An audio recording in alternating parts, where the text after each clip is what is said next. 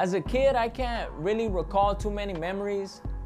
We were just a typical family, just me, my sister, my mom, and dad. The earliest memory that I do have as a kid was probably around the age of 5. I remember going to my aunt's house because my little cousin had a birthday party. And I remember we were all just hanging out, the music was going on. And then I remember my dad walking in through the doors, and my dad was drunk, he was intoxicated, and he started getting aggressive with my mom. And I remember him trying to pull my mom out of the party, and my mom was telling him to stop, to relax, to go outside and leave. And I remember my aunt walking outside, and she got on the phone and she called the cops. The cops ended up coming. They dragged him out of the house and they put him in the cop car. And I seen the cops take my dad, and that kind of broke my heart, to see my dad getting taken by the cops. So by the age of 6 or 7, my parents ended up getting a divorce.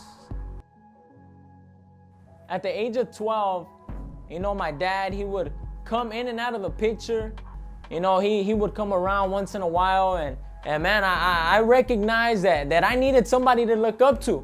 My dad wasn't around all the time. I never got jumped into the hood. I never got into nothing crazy like that, but I remember my sister's friend, she told me that I needed to stop hanging around with these people. In that lifestyle, people die, people go to prison, and she told me to hang out with her boyfriend. And she introduced me to him, and he invited me over to his house. I went to his house, and he gave me a skateboard. All I wanted to do from that day on was skate. One of the days where we ended up hanging out, we were chilling by the pool. I remember one of them busted out a joint, a joint of weed. And I personally, I never wanted to do drugs. I never wanted to get high. And man, I grabbed the joint and I hit it like I did it on the daily basis. I've never done it in my life. And from that day, something that was just once in a lifetime became a habit. From that day on, I started smoking weed, to a beer, to sniffing some cocaine, and to doing speed. And man, this happened for a couple years, maybe from the age of 13 to the age of 18. I remember my mom, she would pray for me. She would tell me to go to church. And I really never paid no mind to that stuff. I never really cared about church.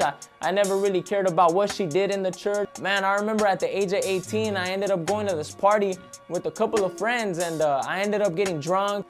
I got home and we ended up getting into a fist fight at this party, so I went home mad.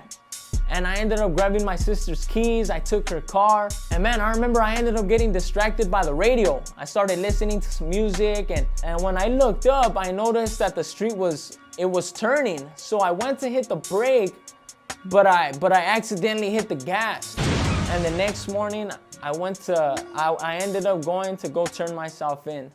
I ended up doing 2 months in jail, and as I was sitting in my cell, I just started thinking about life. I started thinking about, is this the way that my life was intended to be, just rotting in a cell?